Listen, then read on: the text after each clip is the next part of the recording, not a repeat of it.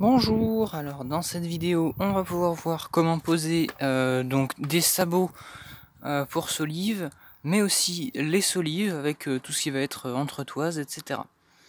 Alors donc je tiens à préciser de toute façon avant de commencer que je ne suis pas charpentier, rien de tout ça. Je me suis juste beaucoup documenté et demandé des conseils à plein de gens, notamment à Leroy Merlin, et qui m'ont répondu pour que je sache faire ma petite charpente moi-même. Donc dans cette vidéo, il n'y aura en aucun cas de charpente complexe traditionnelle avec tout ce qui va être arbalétrier, fiche contre fiche, etc. On oublie tout ça. Donc nous, c'est ici qu'on va le poser. Donc j'ai déjà fait le tracé à 45,5. Donc moi j'ai fait comme ça. Là je me suis mis là où j'ai dit sur le sabot. Ici 45,5. Et ensuite, comme je le disais, moi je pars pas du sol pour aller vers le plafond, mais je pars du haut du mur pour aller jusqu'au bas du sabot, donc c'est-à-dire cette partie-là, ici, là. Pourquoi je fais ça? Parce que je sais que mes murs sont droits, j'ai pris un niveau, j'ai regardé, ils sont tous de la même hauteur. Donc c'est beaucoup plus simple d'avoir à mesurer une quarantaine de centimètres plutôt que 2,70 m. Donc c'est pour ça, là j'ai mesuré, donc je me suis mis sous le zinc ici, et j'arrive ici, là. J'en vois bien, là. Ouais, j'arrive là, à la trace, là. Pour 41,5 cm. Donc là, ça me donne mon emplacement de sabot. Et ensuite, ici, du coup, je peux mettre là et là. Après, on prend un niveau pour qu'il soit de niveau. Alors, il y en a qui me diraient, oui, mais bon, faudrait les mettre comme ça pour que ce soit dans la pente. Oui, bon, d'accord, mais la pente, elle est très faible, donc il y aura même pas 1 millimètre d'espace quand je poserai l'OSB dessus, donc c'est pas gênant. Donc, du coup, ça, comme ça, comme ça. Un petit niveau que j'ai pas, mais on va aller le chercher. Ensuite, on fait les emplacements des vis avec un crayon, on perce, on met des chevilles, on met les boulons, et après, le sabot est fixé. Alors voilà, donc j'ai mon niveau à bulle, donc ça sert à rien de prendre un niveau à bulle de 70 cm. Hein. Donc, le crayon, on l'ouvre avant, ce sera mieux. Là, on le cale là où il faut, je pose le crayon ailleurs. Hein. Là, on le cale où il faut, on se met au trait ici, au trait là. Moi, je vois que c'est bon ici. Là, c'est bien. Et donc là, on vient faire les petits ronds. Donc là, il n'y a plus qu'à percer au perfo, avec percussion, hein, c'est mieux, c'est quand même du béton armé, ça. C'est parti, je prépare le perfo, et on y va. Bon, alors moi, je prends toujours mon casque, hein, parce que sinon, ça éclate les oreilles, ce genre de bruit. Et des lunettes. Les lunettes, c'est bien pour éviter de se prendre toute la poussière en pleine figure.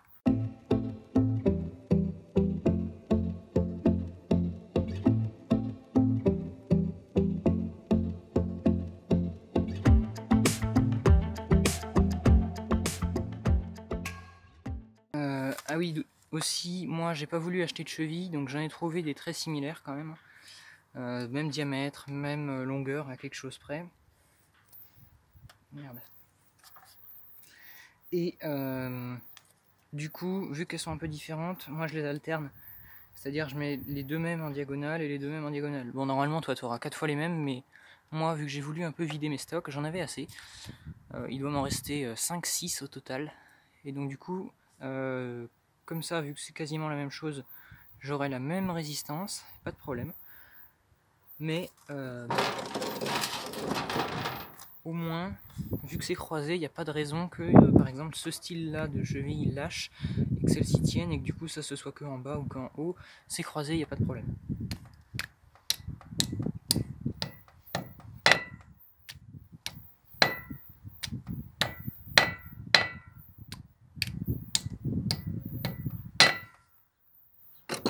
Voilà. Et maintenant, on prend le sabot, une clé à cliquet. Ensuite, on met en bas. Moi, j'aime bien commencer par le bas, c'est plus simple.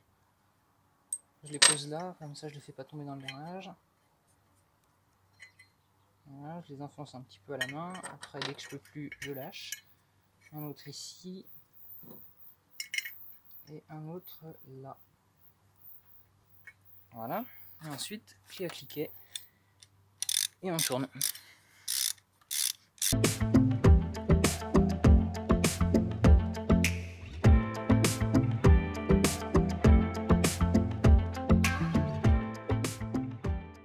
Et voilà, on vient de poser un sabot. Et là, je peux t'assurer que tu pourras mettre tout le poids que tu veux, ça va pas s'arracher tout de suite. Hein. Donc du coup, pour mettre une solive, là, moi j'avais mis une cale. Normalement, ça se fait d'un seul bloc. Mais bon, vu que je fais une vidéo, il faut bien caler pour pouvoir montrer en même temps. Donc le marteau, pour le moment, il sert pas. On le pose à côté. Moi, j'ai une petite cale de contreplaqué parce que là, j'ai un petit souci de pente. Donc quand on a un souci de pente, on met une cale de contreplaqué. J'aurais pu en mettre une sur toute la surface, mais ici ça suffira. C'est pas un gros problème, c'est juste une sécurité en fait. Sinon la pente est bonne. Mais j'ai juste mis une sécurité au cas où le bois travaillerait et que ça ferait des cuvettes et des trucs comme ça en plein milieu. Donc, là, ce qu'on fait c'est qu'on soutient. Donc on se met sur l'échelle, on soutient la solive d'une main, on la soulève un petit peu. On enlève le truc, on vient sur le sabot et ensuite, si elle est un peu vrillée, on va galérer, et c'est le cas. Sinon, ça s'enfonce tout seul.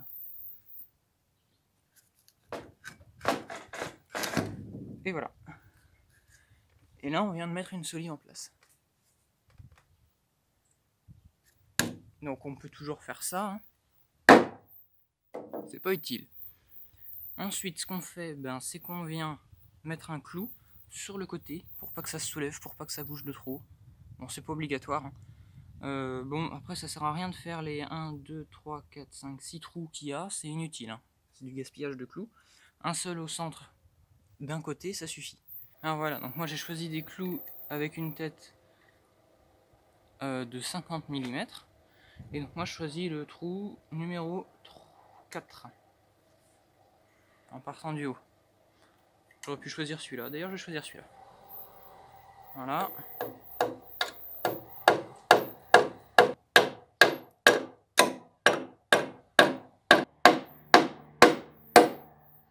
Voilà, et un clou comme ça d'un côté, ça suffit. On pourra en mettre des deux, on pourra y remplir tous les trucs, mais comme je viens de le dire, ça sert à rien, c'est du gaspillage. Et là, votre solive, elle risque pas de sortir. Donc là, on est dans la phase pose des entretoises.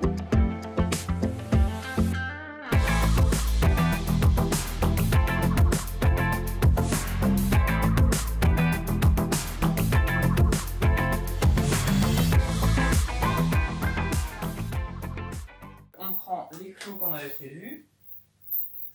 Hop, donc moi j'en prends un. Hop, je le mets en face là. Pas de repérage nécessaire, là c'est tellement large comme bois que...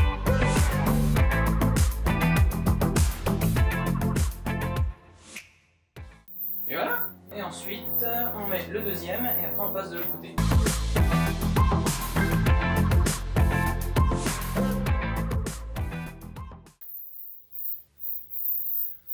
Et voilà, on passe de l'autre côté. On va pouvoir voir la mise en place du plancher qui va pouvoir recevoir l'étanchéité. Donc c'est un caoutchouc, là, un EPDM pour être exact. On regarde la longueur qu'il nous faut. Donc moi c'est 2,32 m.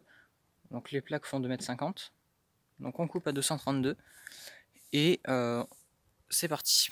On va bien jusqu'au bout. On fait gaffe au sens de pose. C'est-à-dire que si on commence à couper les languettes, on continue de couper les languettes, on se dit pas tiens ça va être marrant, je vais couper un coup une rainure, un coup une languette, non, parce que sinon ça va être très problématique pour la mise en place des jonctions d'OSB.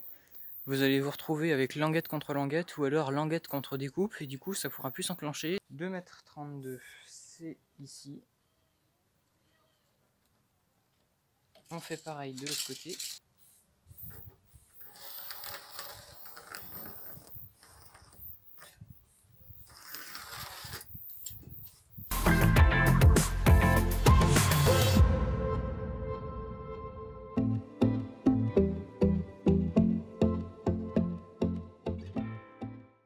Donc voilà, ça y est, c'est fait. Alors j'ai oublié de préciser, quand vous faites une découpe comme ça avec une scie circulaire, pensez toujours à l'épaisseur de la lame. Parce que si vous coupez pile poil sur le trait, vous aurez, si par exemple votre lame fait 3 mm, vous aurez 1,5 mm en moins sur votre découpe. Alors 1,5 mm, qu'est-ce que c'est? Rien du tout. C'est pas gênant dans 90% des cas, mais n'empêche que si vous avez plusieurs découpes comme ça à faire sur par exemple, je sais pas moi, peut-être pas 50 mètres, mais si vous avez sur 20 mètres de l'OSB à poser comme ça ou autre chose, hein, si vous avez sur 20 mètres des découpes à faire, que vous vous enlevez à chaque fois 1,5 mm, faites le calcul, vous aurez un sacré jour en arrivant au bout. Donc mettez toujours votre lame de scie du côté de la chute et pas du côté de la plaque mesurée. Donc ça on le vire, hein. Pas gênant. Et maintenant on va là-bas pour poser la plaque et la visser. Donc voilà, on se retrouve au niveau des solives, là où la plaque va pouvoir être fixée. Donc là c'est simple, moi il va juste falloir que je prenne la plaque, que je la pose, que je l'enclenche dans la rainure là, enfin dans la languette, donc la rainure que je l'enclenche dans la languette, que je la plaque bien au bout pour que les deux coupes soient alignées ici là, et pour qu'en fait tout soit bien aligné à la fin. Et puis ce sera bon, et après on mettra une vis de chaque côté de la plaque sur chaque solive. Comme ça on est sûr qu'il n'y aura pas de déformation, qu'il n'y aura pas de cuvette à se former sur la toiture.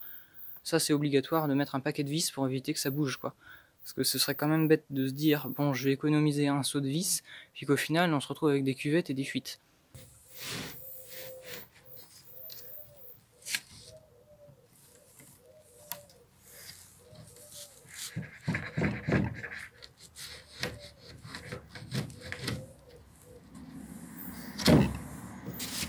Voilà, donc là, on emboîte.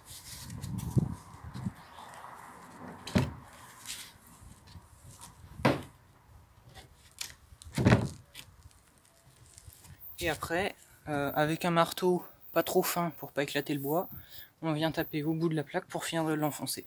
Donc, ensuite pour visser, c'est pas très compliqué. Le plus compliqué c'est la première plaque, hein. Parce que y a des fois où on voit pas le trou de la vis. Après là on en met une dans l'angle.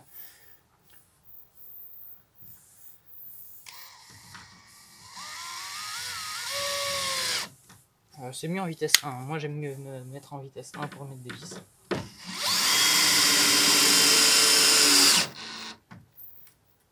Voilà. Et là c'est parfait.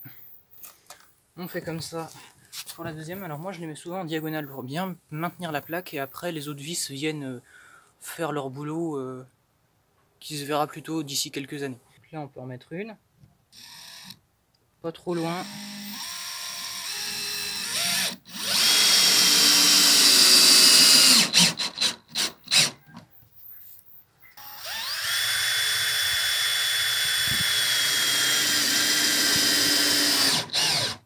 C'est bon, on se retrouve une fois que tout l'OSB est posé.